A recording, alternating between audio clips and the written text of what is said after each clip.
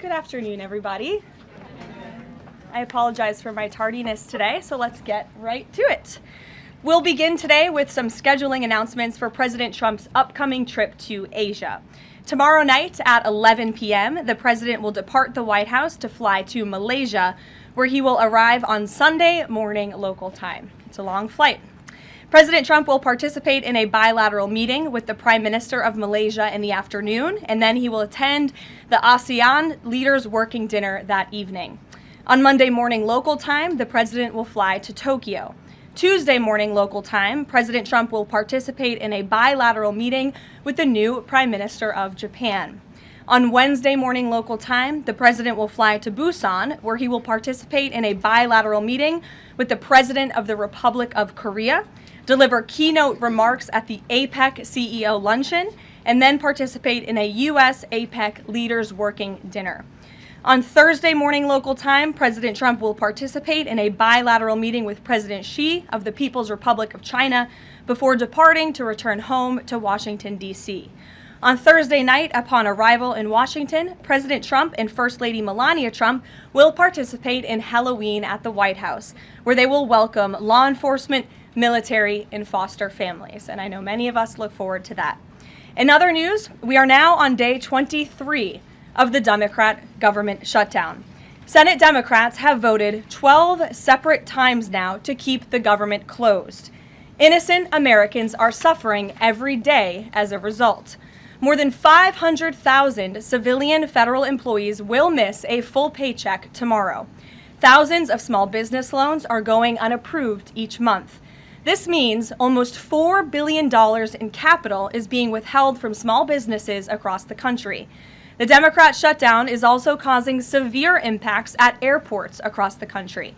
In one single day this week, the FAA had to issue ground stops impacting flights at Houston's George Bush Intercontinental Airport and Hobby Airport.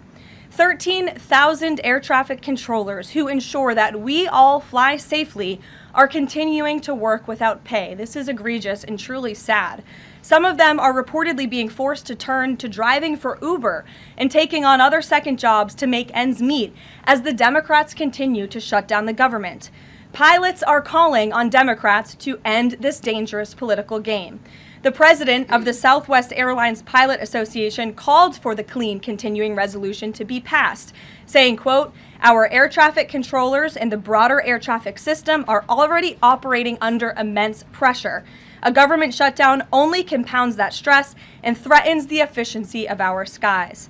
The Airline Pilots Association International, which represents more than 80,000 pilots, is sounding the alarm as well. They said this shutdown is undermining our system's safety. Resources are stretched thin, negotiations are delayed, and strain grows daily. With the Thanksgiving holiday approaching, we are nearing the busiest travel period of the entire year, when millions of Americans will go to airports to spend time with their loved ones. Let us be very clear from the White House today.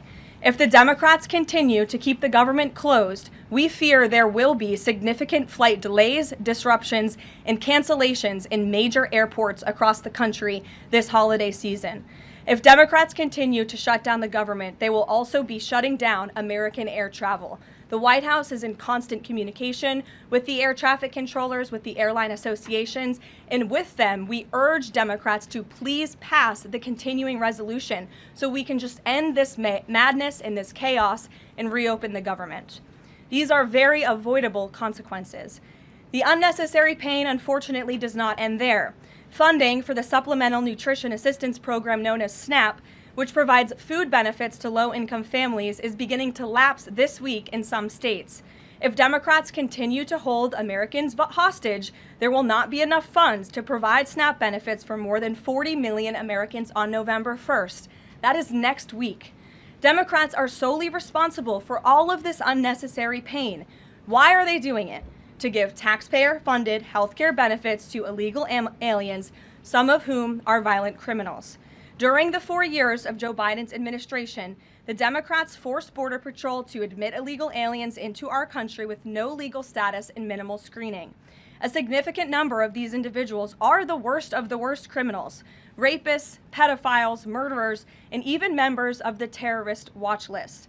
Despite having no legal status, paroled aliens were able to file for work authorization, receive Social Security numbers, and access other benefits like Medicaid that are meant for Americans.